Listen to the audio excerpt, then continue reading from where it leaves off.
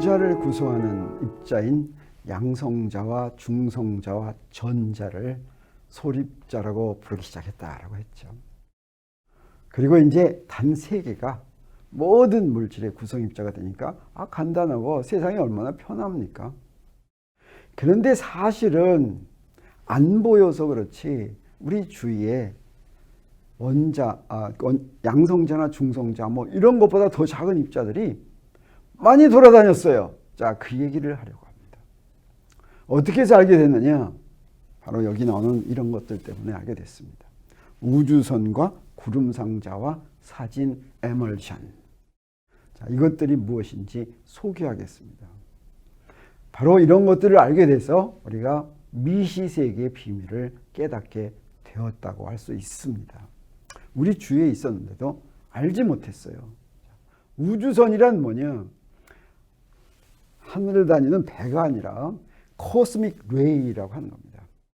우주를 떠다니는 우주선이란 우주를 떠다니는 굉장히 빠른 속도로 지나가는 작은 입자들입니다.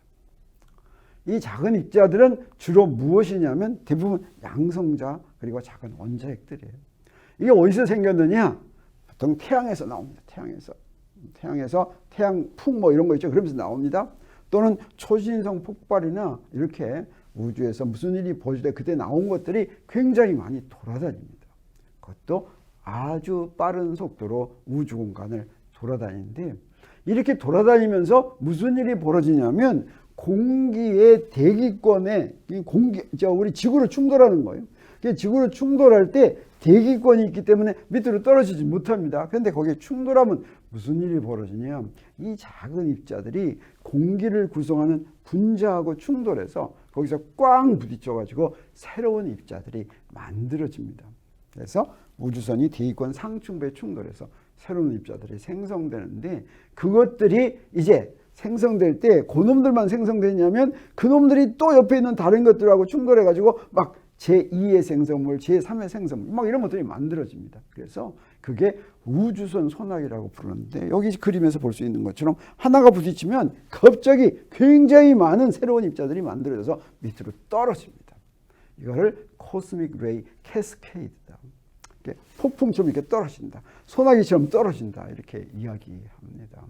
그래서 그 만들어지는 모습을 보면 이런 거예요. 여기에 양성자가 하나 공기 분자하고 꽝 충돌했어요. 그랬더니 거기서 앞으로 얘기하겠지만 여기에 파이메존, 여기에 핵자, 프로톤 막 이런 것들, 뉴트론 막 이런 것들이 막 만들어집니다. 새로운 입자들이 막 만들어져서 여기서 처음에 최초 우주선이 그 다음에 여기서 1차 생성물이 생기고 이 1차 생성물이 또 충돌해가지고 2차 생성물이 생기고 이래가지고 지상에는 무수히 많은 그런 입자들이 지금 떨어지고 있다라고 하는 것이죠. 그런데 이렇게 이런 것들은 다 소립자 정도 스케일에 해당하는 것들 이런 것들이 우리 주위에 많았음에도 불구하고 안 보였습니다. 너무 작아서. 그래서 존재하는지를 몰랐던 것이죠. 그런데 무슨 일이 벌어지느냐. 놀라운 일이 벌어집니다. 항상 인간이 우리 주위에 있는 자연을 이해하도록 이런 일이 꼭 벌어지게 돼 있어요. 그러면 이 우주선이 있다는 사실은 어떻게 발견했냐면 이거 누가 발견했냐면 헤스라고 하는 사람이 발견했습니다. 오스트리아 사람인데 그래서 물리학자기는 했어요. 그런데 우주선이 존재한다고 하는 사실을 발견했는데 어떻게 하다 발견되느냐. 방사선이 발견이 되고 그 방사선이 관찰되는 정도가 놀랍게도 방사선은 방사성 물질에서 나오죠. 그런 방사성 물질은 뭡니까? 우라늄이나 이런 광석에서 나오는 거예요. 이런 광석은 땅속에 있어야 되겠죠. 땅속에서 있으면 그러면 어떻게 되겠습니까? 하늘로 이렇게 높이 올라가면 올라가서 공기 중에서 고도가 높아지면 높아질수록 방사선의 양이 감소하겠습니까? 증가하겠습니까? 땅에서 만들어진다면. 근데 당시에 아주 이상한 현상이 있었어요. 고도가 높을수록 방사선의 양이 증가했습니다. 이게 풀리지 않는 수수께끼였어요. 그래서 헤스가 이것을 해결하려고 관찰을 아주 정밀하게 했습니다. 첫 번째가 뭐였냐? 헤스가 한 게 첫 번째가 뭐냐면 그 방사선을 측정하는 걸 아주 정밀하게 해서 진짜로 위로 올라가면 방사선이 양이 많아지는가 이런 거를 확인하는 것이죠. 자, 그걸 확인하기 위해서 어땠냐면 네, 수소를 집어넣은 큰 벌룬, 풍선, 기구 있죠? 그거 타고 위로 올라갔습니다. 어디까지 올라갔어요? 5.4km까지 올라갔어요. 그래서 자, 이런 기구를 타고 오스트리아에서 타고 위로 올라갔어요. 올라가면서 고도에 비례해서 방사선의 양이 어떻게 되는지를 전부 측정했습니다. 그랬더니 확실히 올라갈수록 방사선의 양이 증가한다라고 하는 것을 확인했어요. 그래서 그 얘기는 뭐예요? 방사능 물질이 어디서부터 만들어진 겁니까? 저 꼭대기에서 만들어진 거죠. 그래서 꼭대기에서 만들어졌다면 꼭대기에서 무엇인가가 들어와야 되겠죠. 자, 여기서 우주선을 발견했습니다. 이렇게 우주선을 발견한 공로로 1936년 노벨 물리학상을 수상을 했습니다. 우주선이 있다. 우주선이 부딪힌다.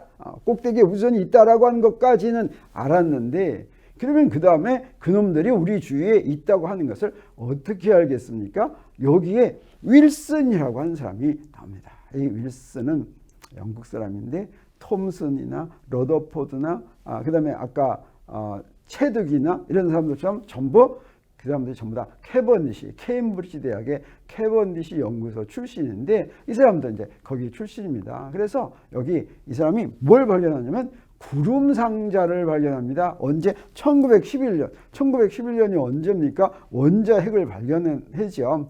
구름 상자란 뭐냐? 이 사람이 기상에도 관심이 많아가지고 영국의 산에서 기상 실험 이런 걸 했는데 영국의 높은 산이 있는데 네비스 산이라는 산이 있다고 하는데 거기 영국 그 근처에 제일 높다고 그래요.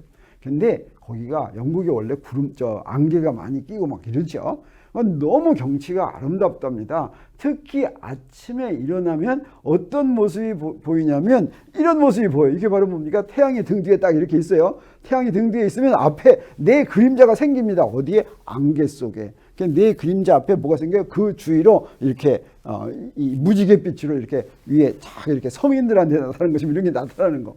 이런 걸 뭐라고 그러냐면 브로큰 스펙터라고 얘기하는데 이런 모습을 보고서 너무 아름다워서 내가 이걸 갖다가 이런 현상을 이게 어디서 생기냐? 구름에 생기니까 구름을 실험실에서 만들어 보겠다라고 해서 과포화 상태의 수증기를 이용하는 구름 상자를 만듭니다. 봤더니 구름 상자 만들기가 쉬웠어요. 상자에다가 수증기 집어넣는데 이걸 과포화 만들기 위해서 어떻게 하냐면 갑자기 팽창을 시킵니다. 그러면 온도가 내려가요. 그러면 과포화 상태가 돼요. 그럼 어떻게 하냐? 그러면 거기에 먼지 같은 게 있으면 그것을 갖다가 씨앗으로 해가지고 거기서부터 물방울이 생겨나는 거예요. 자, 이렇게 구름 상자를 만들었는데 이것이 무엇에 이용이 됐냐면 처음에는 X선 주위에 놔뒀더니 X선이 지나가면서 거기서 흔적이 치익 나타났어요.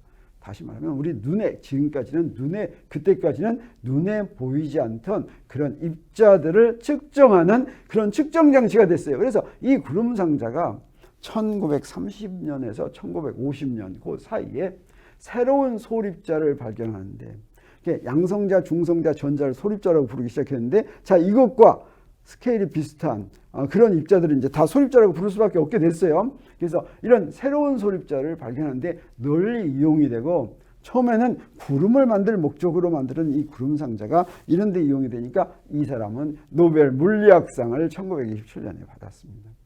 근데 구름 상자 여러분도 만들 수가 있어요. 요새는 어때요? 요새는 그냥 여러분도 만들어서 실험할 수가 있는데 어떻게 생겼느냐? 간단합니다. 여기에 알코올 증기를 딱 이렇게 넣고 이렇게 닫아요. 그리고 그 밑에다가 드라이아이스를 넣으면 어떻게 돼요? 여기 이제 온도가 낮아지는 거죠. 그 다음에 여기 열을 차단하기 위해서 여기 스티로폼을 이렇게 놨습니다. 자, 그러면 이렇게 해서 만들어 놓으면 이거 만들기만 하고서 요거를 집에다 이렇게 놔두면 무슨 일이 벌어지냐? 여기 이렇게 금이 팍팍팍 가는 거예요. 여기에 우리 주위에 돌아다니는 이런 소립자들, 뮤온이나 뭐 이런 것들이 여기 지나가면서 이렇게 흔적을 남깁니다. 처음에 이거 발견할 때는 자, 이런 구름 상자를 좀 산 높은 데다 올려놨어요. 그리고 사진을 찍었어요. 사진을 찍어가지고 요거에 그 흔적을 보고서 어떤 입자가 지나가는가 하는 걸 압니다. 그렇게 알기 위해서는 어떻게 하냐? 주위에 자석이나 이런 걸 놓고서 전기장과 자기장을 이렇게 걸어주는 거예요. 그러면 이거의 모양이 생기는데 그 모양 가지고 어떤 입자가 지나가는지를 알게 됩니다. 이 구름 상자와 더불어서 또 다른 장치 하나가 사용이 되는데 그게 바로 뭐냐면 사진 에멀션이라고 하는 것입니다. 보통 사진은 어떻게 했냐? 필름에다가 뭘 입혔어요? 은 화합물을 이렇게 입혔죠. 그래가지고 빛을 쬐줄 것 같으면 거기에 상이 감광이 됐죠.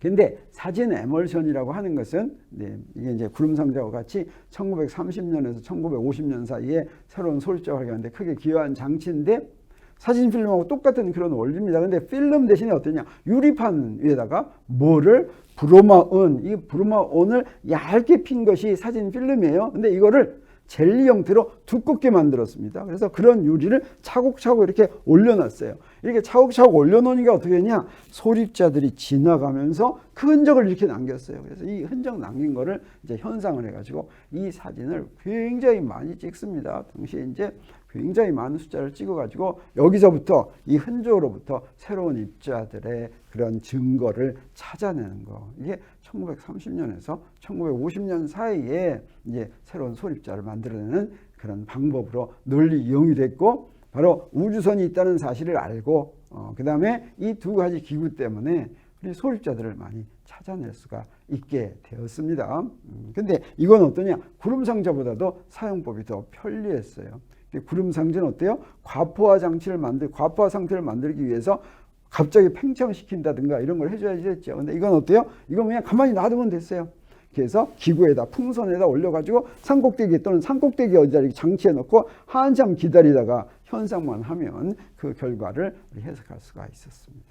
그래서 새로운 입자를 발견하는데 이것들이 이용이 됐습니다.